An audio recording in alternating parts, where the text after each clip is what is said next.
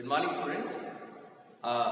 Last class में हमने solids में इम्परफेक्शंस के बारे में स्टडी किया था।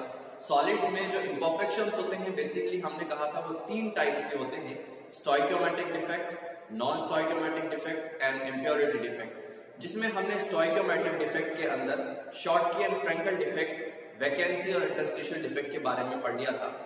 अभी जो हम पढ़ रहे थे वो थे non stoichiometric defects. Non stoichiometric type के जो डिफेक्ट्स होते हैं वो बेसिकली हमने कहा था दो टाइप के होते हैं और उन्हें फिर हम दो टाइप में क्लासिफाई किया था।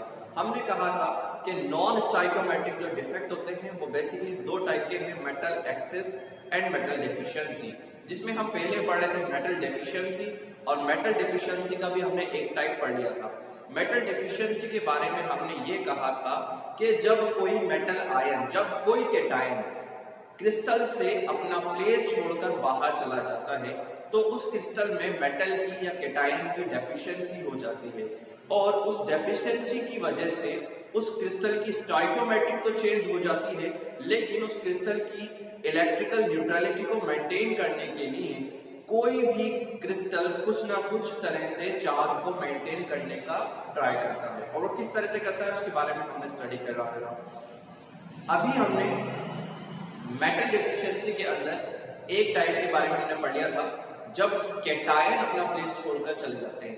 अब मेटल की डेफिशिएंसी तब भी हो सकती है जब कोई extra anions, extra negative charge ions crystal में एंटर कर जाए, तब भी मेटल की डेफिशिएंसी ही होगी। तो जो सेकंड टाइप है मेटल डेफिशिएंसी का वो है कि जब कोई एक्स्ट्रा एनायंस क्रिस्टल में एंटर कर जाते हैं। ठीक है स्टूडेंट्स, अब इसको हम इस तरह से समझ सकते हैं, when extra anions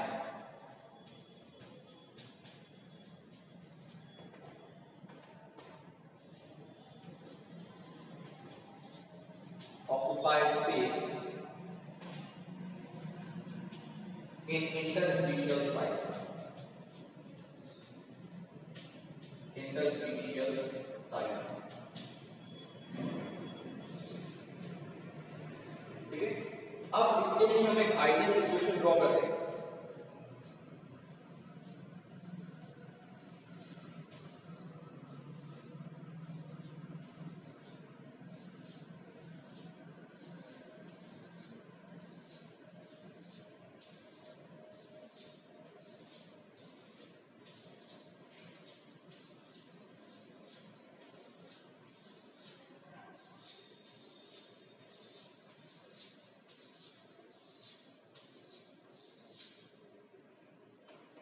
ठीक है स्टूडेंट्स, ये आइडियल पिक्चर को ड्रॉ किया हमने जिसमें A plus B minus basically cations and anions alternatively arrange होते हैं। इस अल्टरनेटिवली अरेंजमेंट को हम डेफिनेट ज्योमेट्री की वजह से भी जानते हैं और इसे हम आइडियल पोजीशंस में कहते हैं।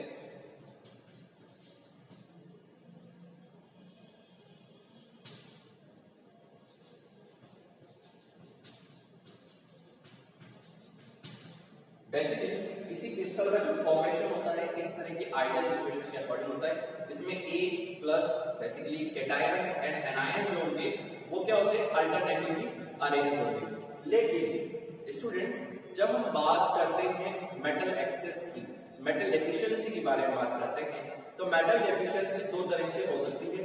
पहला तो हमने कहा मेटल डेफिशिएंसी के लिए केटायंस जो होते हैं अपना प्लेस छोड़कर चले जाते हैं, जिसके बारे में जो हमने पढ़ा था वो लास्ट वीडियो में पढ़ा था।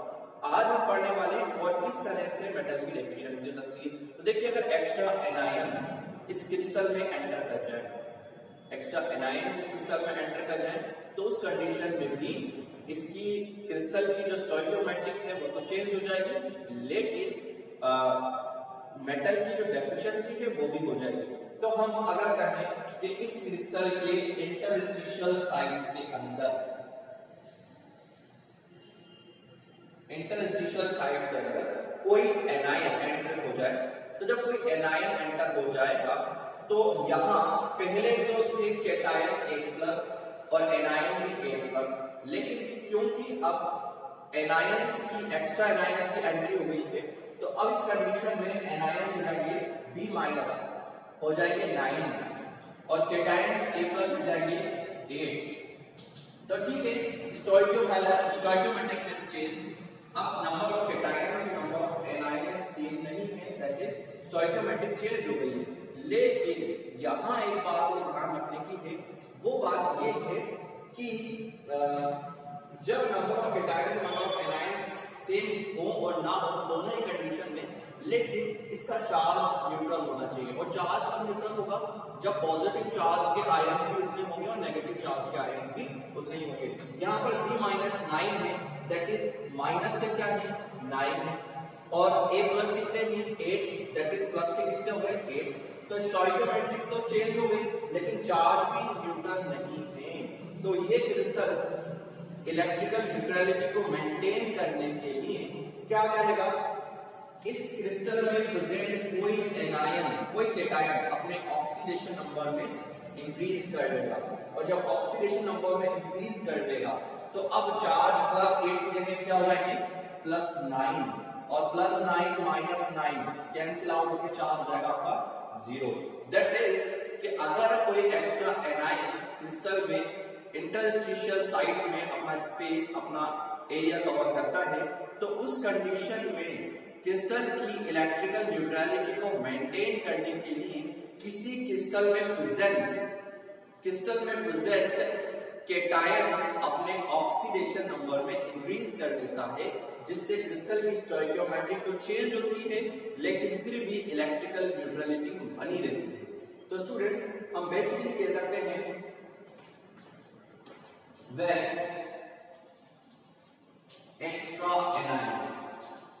when extra anions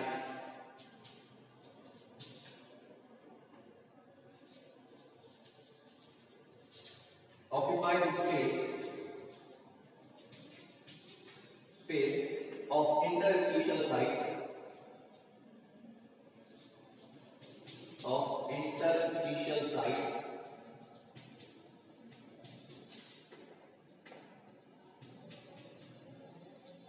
interstitial sites, then stoichiometric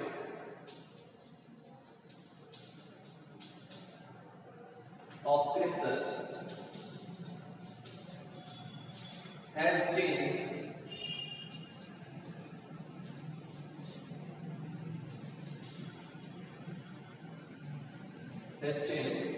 to maintain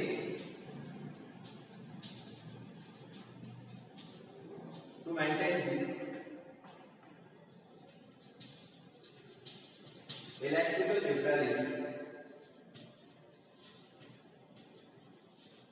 neutrality of the crystal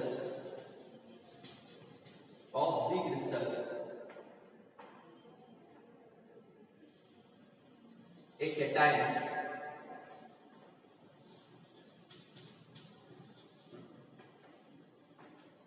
cations increase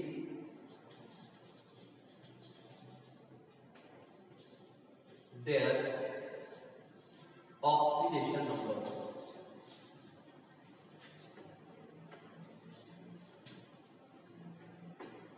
Cations increase their oxidation numbers. अब बेसिकली कोई एनायन इस क्रिस्टल में इंटरस्टिशियल साइट्स में एंट्री कर जाते हैं। अब मैं आपको बताता हूं कि जो इंटरस्टिशियल साइट्स होती है वो बहुत छोटी होती है, और जो एनायंस होते हैं उनका जो साइज होता है वो बहुत लार्ज होता है। तो बेसिकली इस टाइप का जो डिफेक्ट होता है, इस टाइप का जो इम्परफेक्शन होता है वो बहुत रेयर होता है। उस रेयर होने की वजह ये है कि इंटरस्टिशियल साइट्स या इंटरस्टिशियल वैकेंट स्पेस होते हैं वो तो होते हैं छोटे, ठीक है, वो है छोटे, लेकिन जो एनायंस इसके अंदर आके फिट होते हैं वो लार्ज साइज के होते हैं। तो ऐसा बहुत रेयरली होता है कि कोई एनायन इंटरस्टिशियल साइट्स में जाके फिट हो पाता है। इसीलिए इस टाइप के जो डिफेक्ट होते हैं वो क्या होते हैं, बहुत रेयर होते हैं। तो बेसिकली हम ये चीज लिख सकते हैं इसके अंदर, this type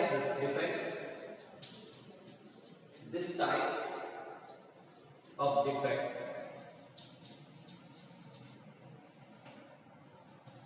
produce very rarely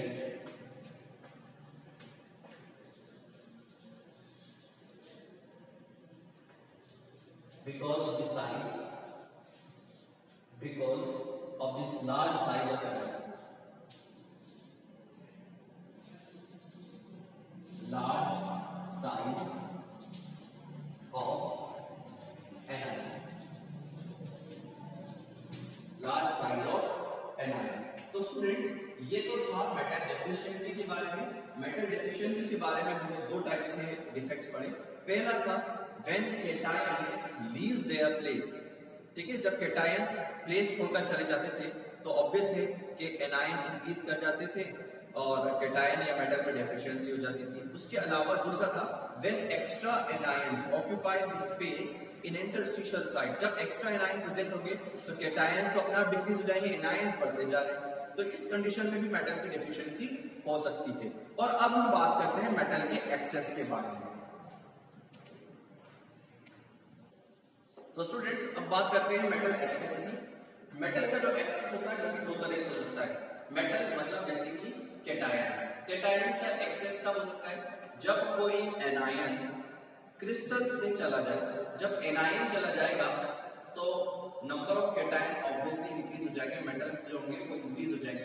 तो एक तो हम कह सकते हैं when anions leave their place, जब एनायंस उनके प्लेसेस छोड़कर चले जाए तो उस कंडीशन में जो मेटल है वो एक्सेस में आ जाएगी, ठीक है।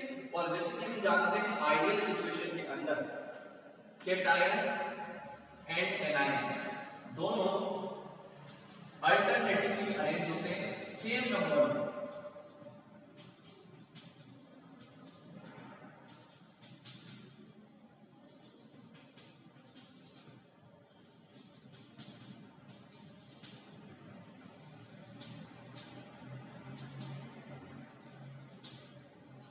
तो यहां देख सकते हैं कैटायंस और एनायंस सेम नंबर पे अल्टरनेटिवली अरेंज हो चुके हैं।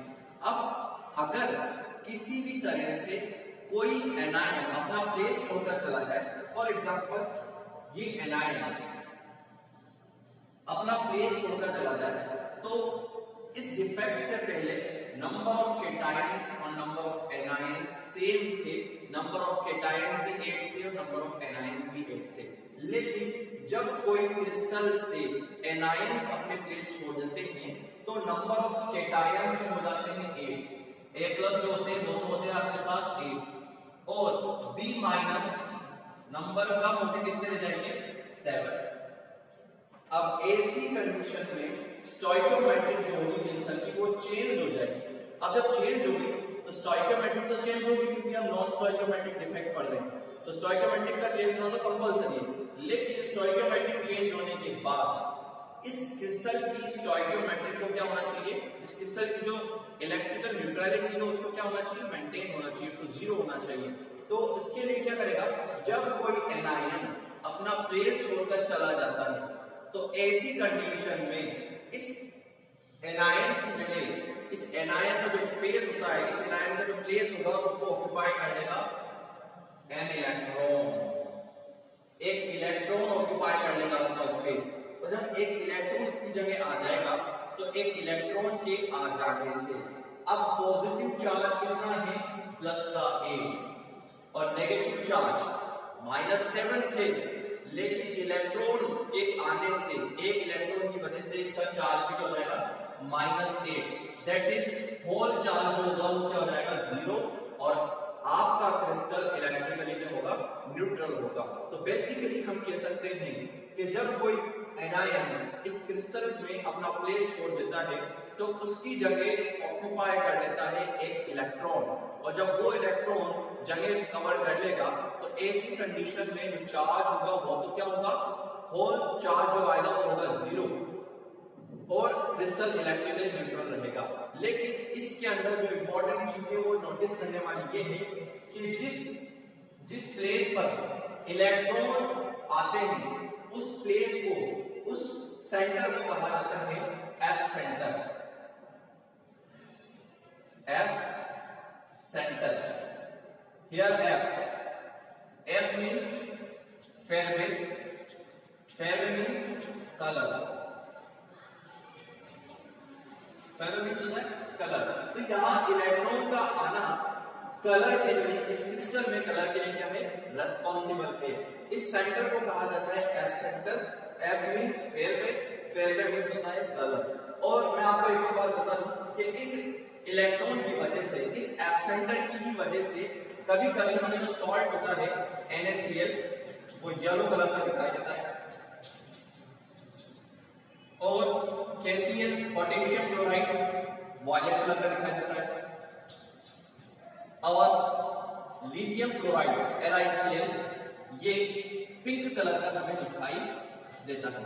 तो कई बार क्वेश्चन भी पूछ लेता है कि लिथियम क्लोराइड पिंक कलर का क्यों दिखता है, या आपका जो सॉल्ट होता है सोडियम क्लोराइड वो येलो कलर का क्यों दिखता है, या फिर ये भी पूछ सकता है कि आपका जो पोटेशियम क्लोराइड है वो पोटेशियम क्लोराइड वायलेट कलर का क्यों दिखता है। तो बेसिकली इसके बारे में आपसे क्वेश्चंस किए जा सकते हैं, और थ्योरेटिकली हम इस इफेक्ट को इस तरह से समझ सकते हैं। When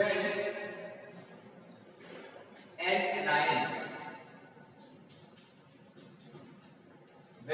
anion leaves its place, then stoichiometric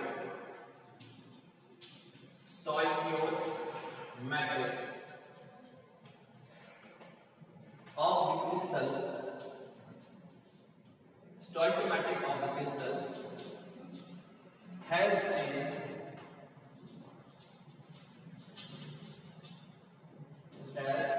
changed to maintain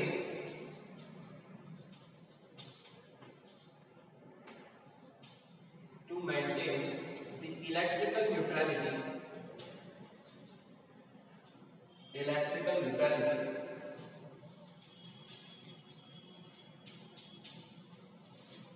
of the crystal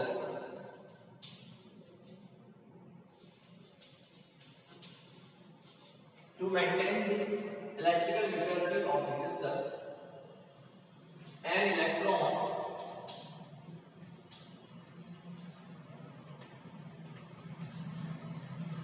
occupy the space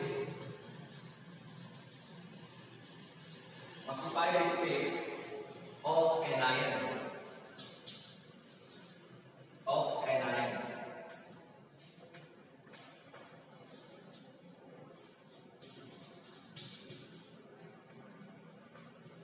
This place of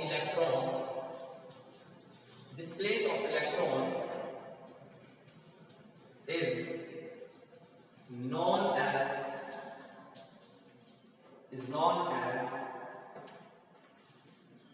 F center.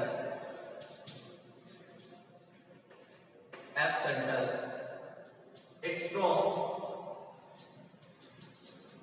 from the Greek word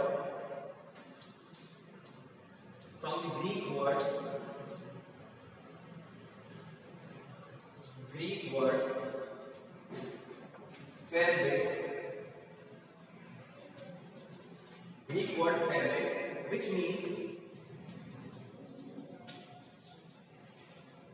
means color. That is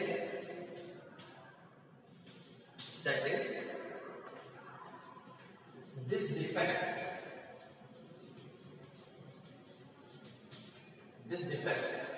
or metal excess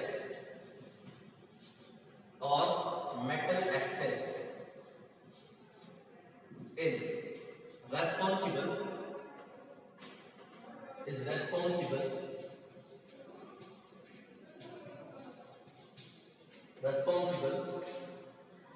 for the color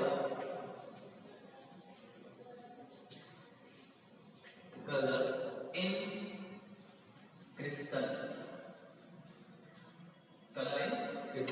तो students, ये तो थी बात metal axis की, जिसमें हमने कहा कि एनायंस जो होंगे इस क्रिस्टल में प्लेस छोड़कर चले जाएंगे।